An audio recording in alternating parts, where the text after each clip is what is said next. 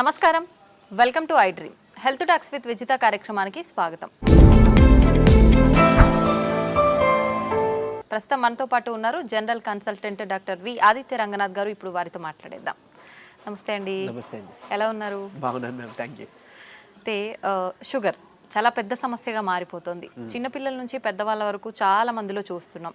ఆహార రీత్యా కొంతమందికి వస్తే, జెనెటిక్స్ పరంగా కొంతమందికి, ఏదేమైతేనేంటి అందరిలో ఈ సమస్య అయితే ఎక్కువగా. ఇంట్లో నలుగురు ఉంటే ఇద్దరికి ఈ సమస్య చూస్తూనే ఉన్నాం.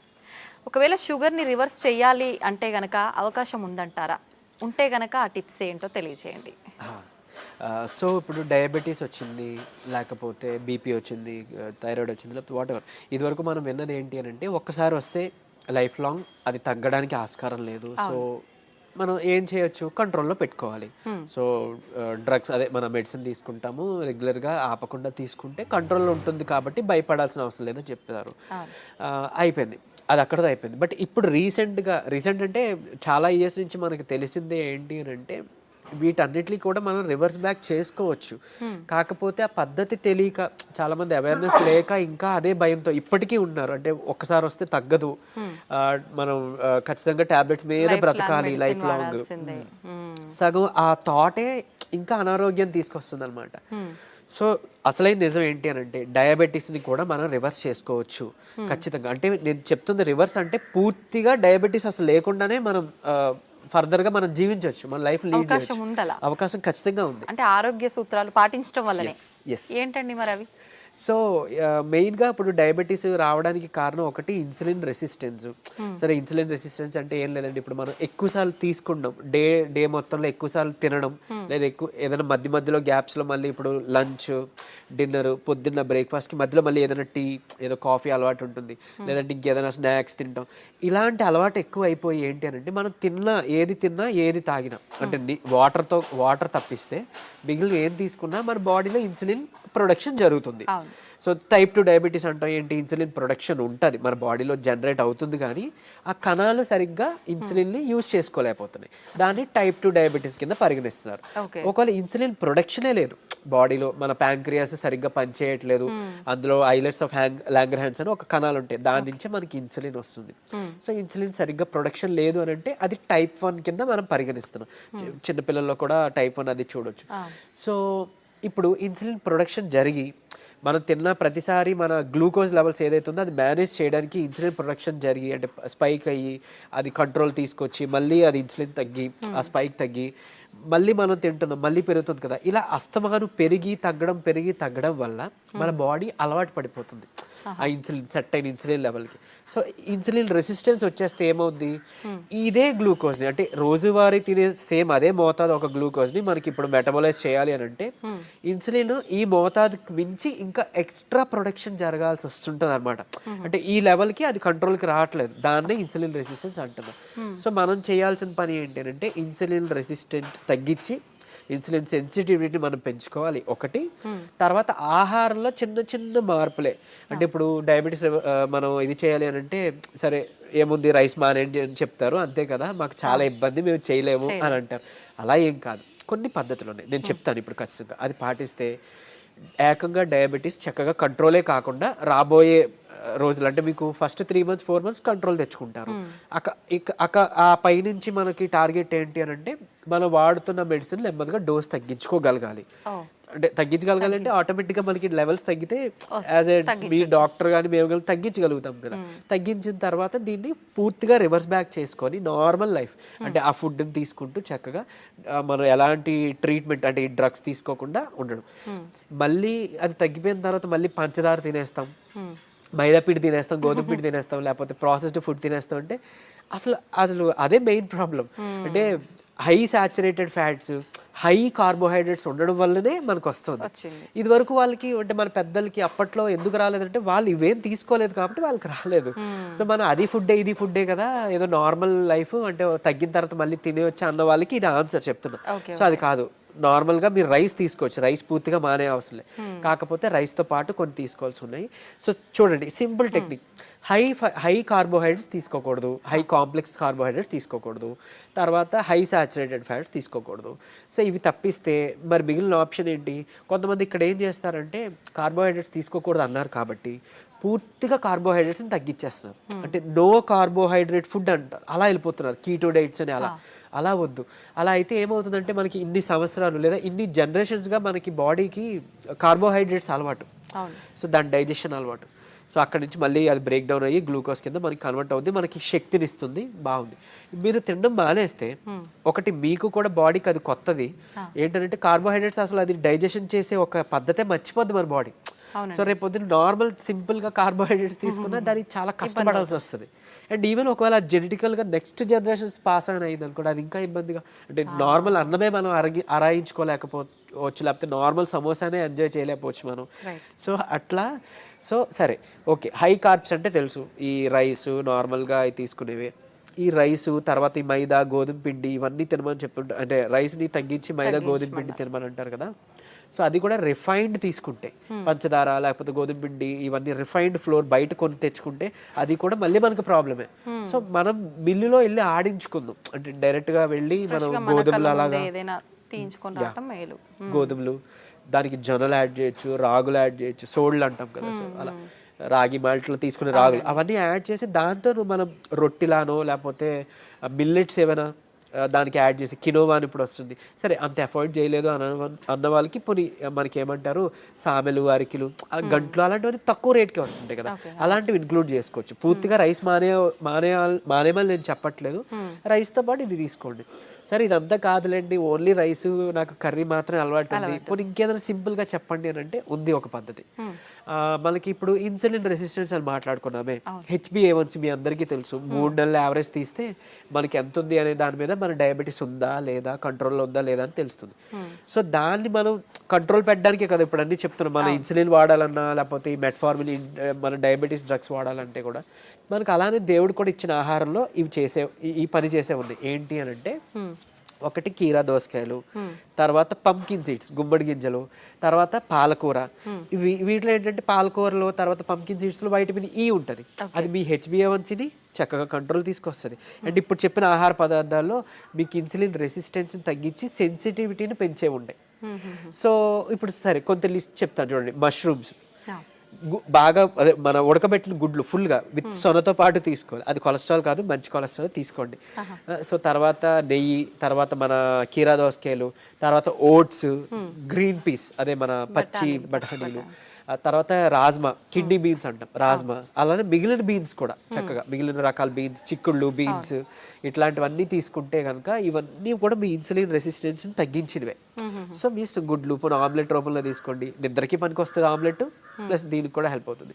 సో ఈ ఫుడ్ని మీరు కంపల్సరీగా క్యాబేజీ, కాలీఫ్లవర్, సో బ్రాకోలీ కానీ ఇలాంటి ఇవన్నీ కూడా మీ ఫుడ్ డైలీ ఫుడ్లో ఏదో ఒక రూపంలో ఇంక్లూడ్ చేసుకోండి. ఏదో ఒక్క పదార్థమైనా అట్లీస్ట్ కర్రీ, మనం అది వదిలేసి మిగిలినవి ఏవో తీసుకున్నామంటే మళ్ళీ కంట్రోల్కి రాదు. మీ అందరికీ తెలిసిందే, చాలామంది ఎక్కువ పాలకూర కూడా తినరు. సో అట్లా, లేదంటే మునగాకు ఉంది, సో మునగాకును కూడా మీరు పౌడర్ రూపంలో చేసుకోవచ్చు. ఎండబెట్టేసి చక్కగా పౌడర్ చేసుకొని ఒక చెంచా యాడ్ చేసుకోండి ఒక ముద్దకి, అన్నంతో పాటు రైస్తో తీసుకోవచ్చు. మామూలుగా హాట్ వాటర్లో కూడా తీసుకోవచ్చు, హాట్ వాటర్లో తీసుకోవచ్చు, మజ్జిగలో కలిపి తీసుకోవచ్చు. ఇది ఒక మనిషికి డైలీ లిమిట్ ఒక చెంచా. సో అట్లా అని ఇప్పుడు ఏం చేస్తారంటే కొంతమంది ఏదైనా రసం, చారు దాంట్లో కలిపేస్తారు. బట్ అది కలిపేస్తే అంటే ఇంట్లో 3 members 4 members ఉంటే అందులో ఎవరికి ఎంత వెళ్ళేది తెలియదు కదా. సో డైరెక్ట్గా మీరు కలుపుకోవడం బెటర్, ఏదర్ వాటర్లోనో మజ్జిగలోనో లేదా మీ అన్నం గిన్నెలోనో. ఇంకోటి అన్నము, ఇప్పుడు అలానే అదే అన్నము కూర తినే ముందుగా 1 కప్పు కీరా దోసకాయ తీసుకోండి, లేదా బీన్స్, మొలకలు తీసుకోండి చక్కగా. ఇవన్నీ మీకు హెల్ప్ అవుతుంది. లేదంటే మన దాలిమ్మ గింజలు 1 కప్ పెట్టుకోవచ్చు, పెట్టి ముందు అది తిని తర్వాత అన్నము కూర మనం తీసుకుందాం. అలానే అన్నం తినే ముందు, టిఫిన్ తినే ముందు, నైట్ డిన్నర్ చేసే ముందు ఏం చేయొచ్చు అనంటే కొంచెం పెప్పర్ అంటే మన మిరియాల పొడి 1 చిటికెడు తీసుకొని నిమ్మరసం యాడ్ చేసి కొంచెం గోరువెచ్చని నీటిలో ఒక కప్పు లేదా 1 గ్లాస్ గోరువెచ్చని నీటిలో కలిపి తాగేసేయండి. ఎందుకు అనంటే ఇప్పుడు ఈ పెప్పర్లో ఉండే పైపరిన్ అనేది మన ఏమంటారు యాక్టివ్ ఇంగ్రీడియంట్, మెడిసినల్ వాల్యూ ఉండే ఇంగ్రీడియంట్. ఇది మన లివర్లో, ప్యాంక్రియాస్లో, అదే ఎక్కడి నుంచి అయితే ఇన్సులిన్ వస్తుందో అందులో అక్కడ డైజెషన్ ఎంజైమ్స్ని వాటిని కూడా మంచిగా ఇది ఏమంటారు మెటబాలైజ్ చేస్తుంది. కరెక్ట్గా మెటబాలిజం బాగా జరిగి ఎంజైమ్స్ అన్ని మంచిగా ఫంక్షన్ అయ్యేలా చేస్తుంది. సో తర్వాత ఇంకొకటి మోర్ ఓవర్ ఈ ఏవైతే కాంప్లెక్స్ కార్బోహైడ్రేట్స్ మన హై కార్బ్స్ అన్నాం కదా, దాన్ని బాగా కరెక్ట్గా డైజెషన్ జరిగేలాగా మెటబాలైజ్ అయ్యేలాగా ఇది హెల్ప్ చేస్తుంది. Okay. అండ్ ఈవెన్ మన పోషకాలు ఏవైతే ఉన్నాయో ఆకుకూరలోనో లేకపోతే మనం తీసుకునే ఫుడ్లోనో అవి మన వంట పట్టడం అంటాం కదా, మన అబ్జార్ప్షన్, అవి అబ్జార్బ్ చేయడానికి ఈ పైపర్ అదే ఐ మీన్ పైపర్ ఈ పెప్పర్ మన మిరియాలు పొడి చాలా బాగా హెల్ప్ చేస్తుంది. సో ఈ రూపంలో తీసుకున్నారనుకోండి, మీరు తిన్న తర్వాత పెరిగే షుగర్ లెవెల్స్ కంట్రోల్కి వస్తాయి. అండ్ ఈవెన్ మనకి లోపల ఫంక్షనింగ్ బాగా మెరుగుపడుతుంది. ఇకపోతే డయాబెటీస్ రివర్సల్ గురించి వద్దాం. సో నేను ఇప్పుడు చెప్పింది 3 to 4 months చేస్తే ఖచ్చితంగా మీ షుగర్ లెవెల్స్లో చాలా వరకు మీకు తగ్గడం మీరే గమనించుకుంటారు. మీరు ఇంత అద్భుతంగా పనిచేస్తుందా అని అంటారు. ఎందుకనంటే చాలా మందికి ఒకటి ఉండిపోయింది సైకలాజికల్గా, అంటే drugs I mean like what ever medicine మాత్రమే మెడిసిన్, ఫుడ్ అంటే జస్ట్ ఆహారం మాత్రమే. అసలు కాదు. మీకు గుర్తుంటుంటే ఎప్పుడైనా మీ నాన్నమ్మలు అమ్మమ్మలు మీకు ఎప్పుడైనా పొట్టనొప్పి వచ్చింది అని అంటే ఏదైనా వాము కొంచెం సాల్ట్ కలిపిస్తే వెంటనే తగ్గడం మనం గమనించి ఉంటాం. లేదంటే మెంతులు మింగేసి తాగేయండి వాటర్ అంటే, అవన్నీ ఎందుకు పనిచేస్తున్నాయి? ఇప్పుడు యాంటాసిడ్స్ ఏవో వెళ్ళి పరగడుపుల మాత్రలు మనం పైకి వెళ్ళి తెచ్చుకొని వేసుకుంటున్నాం. అవేం అవసరం లేకుండా వాళ్ళు బతికారు కదా. ఎలా బతికారు? ఇలానే. ఇవన్నీ ఫుడ్డే మెడిసిన్. వంటింట్లోనే మనకు ఒక మెడికల్ షాప్ ఉంది. ఎగ్జాక్ట్లీ. మనకి ఏదైనా అనారోగ్యం వస్తుంటే మెడికల్ షాప్ కి మనం బయటకు వెళ్ళవద్దు, మన కిచెన్ లోకి వెళ్ళాలన్నమాట. యాక్చువల్గా పోపుల డబ్బాలే మనకి డ్రగ్ ఇది అన్నట్లు, స్టోర్ అన్నట్టు. సో ఖచ్చితంగా ఇది వర్క్ అవుతుంది. అండ్ మోర్ ఓవర్ అంటే ఇప్పుడు మన బెర్రీస్ నుంచి ప్లాంట్స్ నుంచి ఎక్స్ట్రాక్ట్ చేసిన బెర్బరిన్ అనేది ఒక సప్లిమెంట్ ఉంటుంది ఆబ్వియస్లీ. సరే అది అందరూ వాడాల్సిన అవసరం లేదు, కానీ ఒక బూస్టప్ కింద పనికి వస్తుంది. అంటే ఎలా అయితే మనకి డయాబెటీస్ని మనకి తగ్గించడానికి మెట్ఫార్మిన్ అనే ఒక మెడిసిన్ తీసుకుంటున్నాము, సేమ్ ఇది కూడా అదే పని చేస్తుంది. కానీ బట్ మెట్ఫార్మిన్తో వచ్చే వైటమిన్ B12 డెఫిషియన్సీ ఇందులో లేదు, ఈ బెర్బరిన్లో లేదు. సరే ఓకే, అవైలబుల్ ఉన్న వాళ్ళు వాడుకుంటారు, అందరూ ఇది వాడాలని రూల్ లేదు. కానీ బట్ ఈ సింపుల్ టిప్స్ పాటించండి, ఇది ఒకటి. తర్వాత ఖచ్చితంగా ఒక 5 minutes వాకింగ్ ఉంటే చాలు.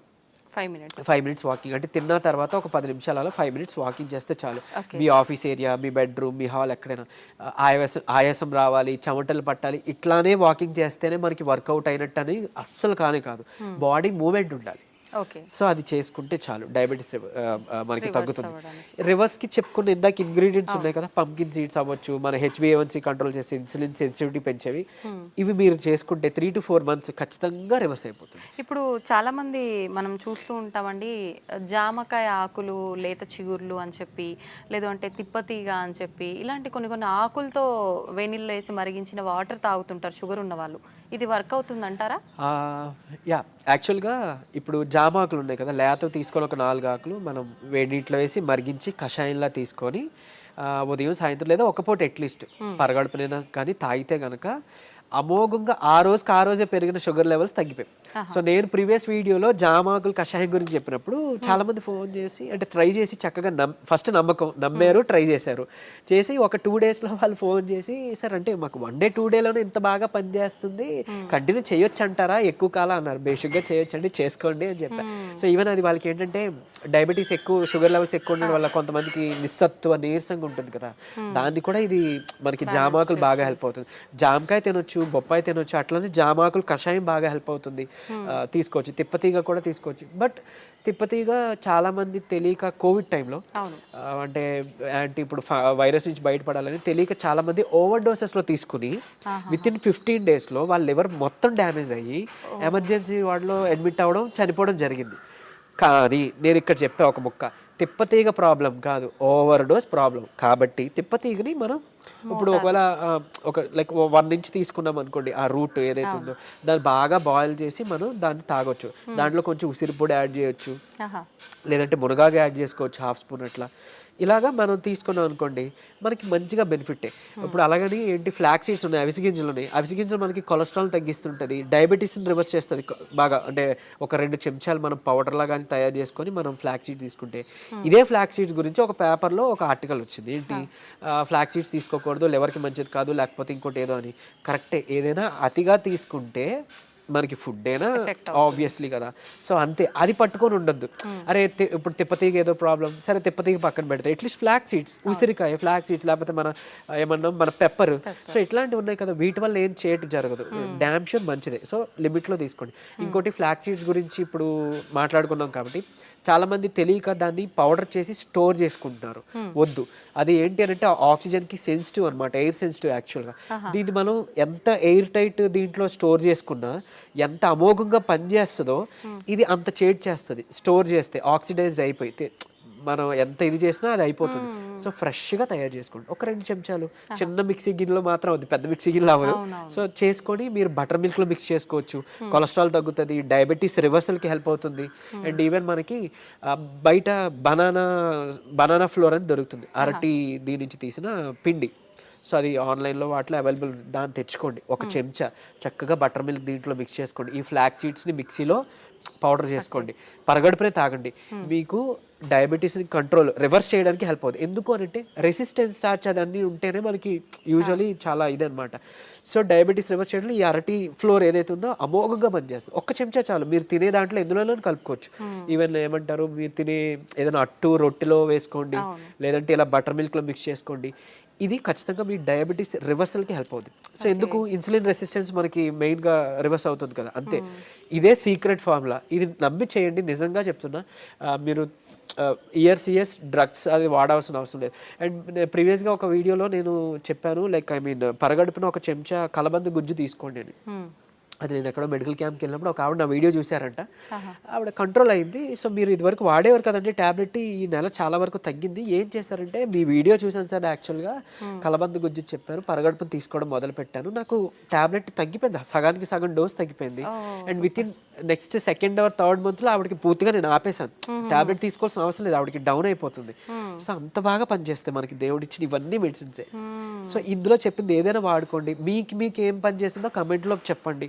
సో మిగిలిన వాళ్ళకి ఇన్స్పైరింగ్గా ఉంటుంది. అండ్ ఏది పని చేయలేదో లైక్ నాకు తెలిసినప్పుడు నేను సజెస్ట్ చేయగలుగుతాను మీకు ఆల్టర్నేట్గా. ఓకే, థ్యాంక్ యూ అండి, నిజంగా చాలా యూస్ఫుల్ టిప్స్ అనేది తెలియజేయడం జరిగింది. నమస్తే.